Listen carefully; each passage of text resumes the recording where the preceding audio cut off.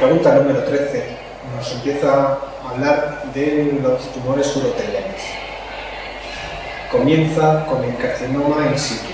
El carcinoma in situ es un tipo de tumor urotelial particularmente agresivo, con una anatomía patológica muy indiferenciada, pero que sin embargo el diagnóstico se hace complicado, puesto que son tumores que no crecen hacia la luz, no son tumores sobreelevados, sino que se extienden en superficie con tendencia a profundizar y a hacer invasión de la capa muscular de manera más precoz que en otros tumores uroteliales, y también con más frecuencia dan metástasis a distancia.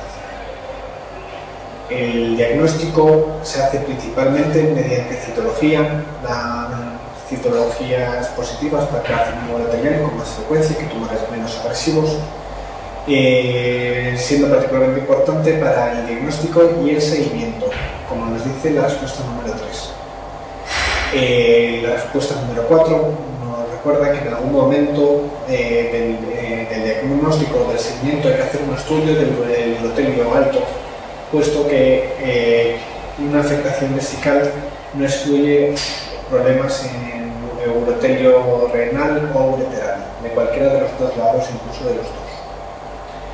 La cistoscopia, que es una de la manera más sencilla de diagnosticar los tumores vesicales sobreelevados, es sin embargo en el caso del carcinoma in situ poco significativa, ya que veremos como mucho lesiones deslustradas, como nos describe esta pregunta, pero que muchas veces el diagnóstico se tiene que hacer mediante biopsias randomizadas. El tratamiento más eficaz para el carcinoma in situ sería inicialmente la inmunoterapia mediante la instilación de BCG, como nos dice la respuesta 1, aunque, tal y como nos recuerda la respuesta 5, está asociado a numerosos efectos secundarios.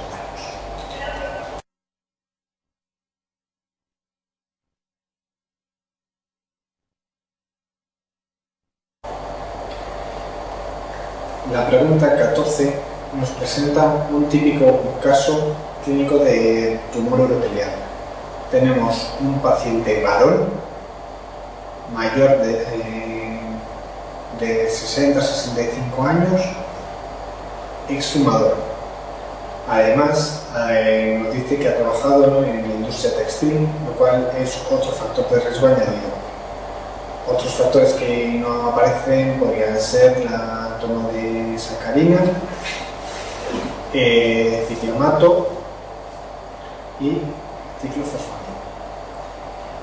Dentro del diagnóstico del tumor urotelial, en este paciente se realiza una ecografía en la que aparece un tumor único de base estrecha en la vejiga.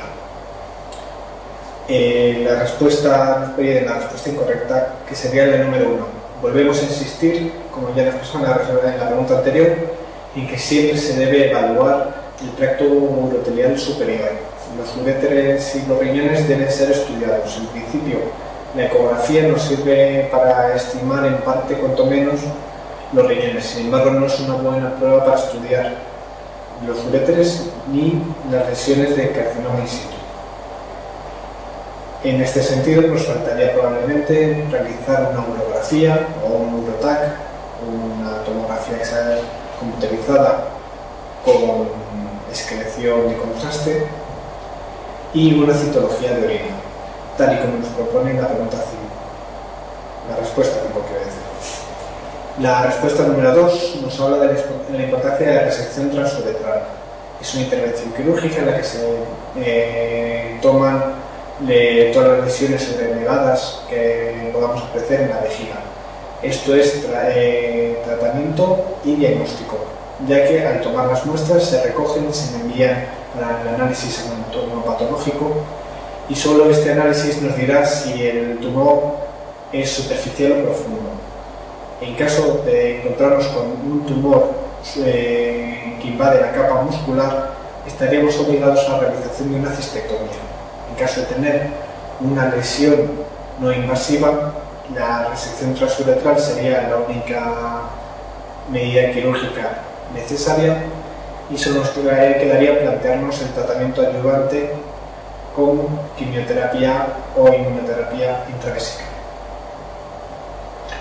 La respuesta número 3 nos dice que un tumor único vesical, el pronóstico debería ser bueno. Sin embargo, hay que saber que son tumores con alta tendencia a la recidiva. La 4 nos insiste, ya lo hemos comentado, en la importancia de la resección transuretral como método diagnóstico de distinguir tumores superficiales y profundos.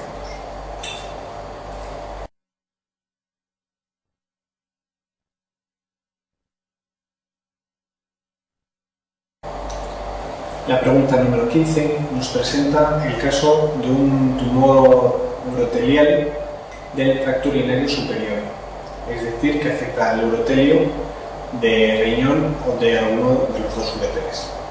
En este caso concreto tenemos un tumor que afecta a la pelvis renal. Según el estudio que se realiza, no se encuentra tumor a ningún otro nivel.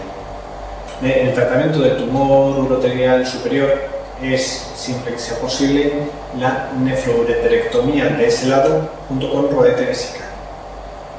Es ya conocido que el tumor urotelial reciba con mucha frecuencia.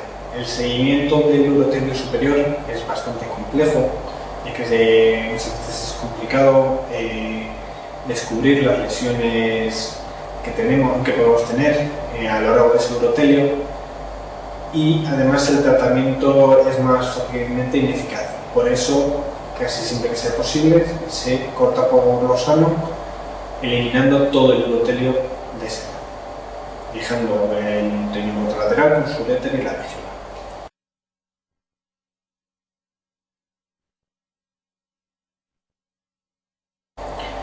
La pregunta número 15 me permite hablar de los distintos síndromes miccionales y recreativos que nos pueden aparecer en el examen.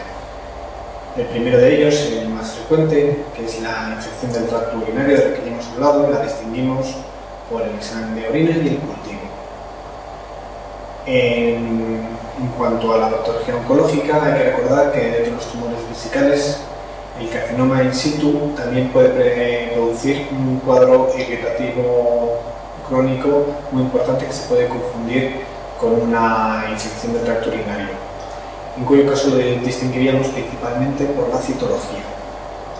La tuberculosis, que produce también este síndrome miccional, está clásicamente definida por una piuria ácida estéril que requeriría hacer una radioscopia o PCR para tuberculosis para su diagnóstico. La cistitis intersticial es clásicamente un diagnóstico básicamente por descarte. Sí que será fácil reconocer el caso clínico típico de una mujer de 30 a 70 años. En el caso que nos ocupa tenemos, aparte de la clínica, una citología positiva para el carcinoma urotelial con urografía y ecografía normales. Esto nos está hablando casi seguro de un carcinoma in situ. De todas maneras, para realizar el diagnóstico, seguiremos las recomendaciones de la respuesta número 4. Haremos una exploración bajo anestesia, porque hay veces que hay lesiones que son de poco tamaño, para ver si en ecografía o urografía, pero que sí que se pueden apreciar por cistoscopia. Y tomaremos biopsias múltiples para, en el tejido de la biopsia, hacer el estudio y descubrir si hay tumor y si ese tumor se trata de un carcinoma in situ, como parece indicar.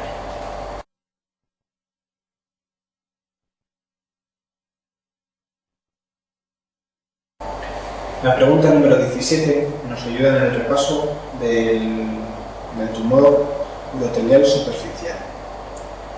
Es con frecuencia un tumor que es múltiple y con alta tendencia a la recidiva. Con un 50-75% de los tumores recidivan tras el tratamiento correcto con resección transuretral si no se asocia ningún tratamiento adyuvante con instilaciones vesicales. Eso lo veo reflejado en la respuesta número 2.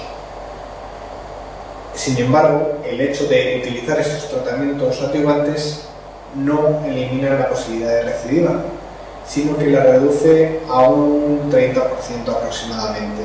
Con lo cual, la respuesta número 3, que nos dice que la quimioterapia intravesical anula la posibilidad de recidiva es la falsa. Es interesante recordar que lo más frecuente es utilizar mitomicina en grados citológicos 1 y 2 y que utilizaríamos la BCG en grado 3 y carcinoma in situ.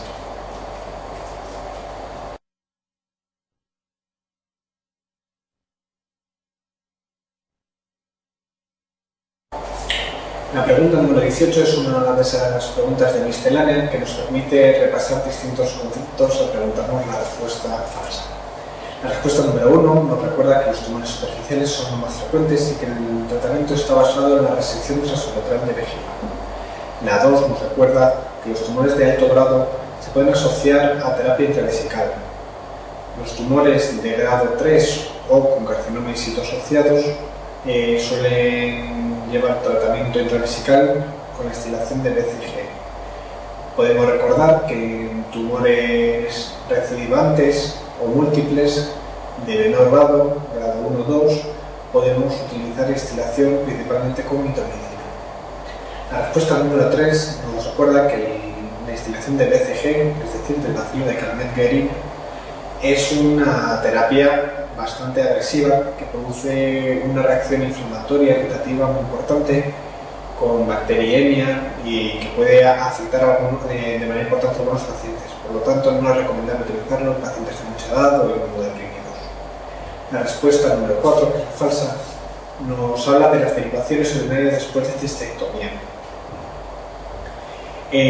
Cuando utilizamos segmentos intestinales para realizar neovejigas, estas neovejigas pueden ser continentes o no. Las no continentes, es decir, comunicadas directamente al exterior, no producen alteraciones metabólicas, ya que la orina no es retenida, sino que se va evacuando de forma continua. Los reservorios continentes, como las neovejigas ortotópicas, al retener la orina sí que pueden absorber parte de esa orina, entonces no es conveniente utilizarlos en paciente con insuficiencia renal, con creatinina elevada, puesto que se absorbe más creatinina, y también puede producir cierto grado de acidosis.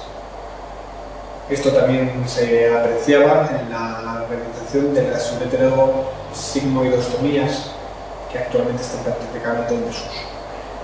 La respuesta número 5 nos recuerda que en el tratamiento del carcinoma urotelial infiltrante, que es la cistectomía radical, la realización de la linfodenectomía es conveniente porque sí que está asociado a aumento de la supervivencia, cosa que no ocurre ni en el tumor renal ni en la prostatectomía, en las que la linfodenectomía tiene un valor pronóstico y no terapéutico.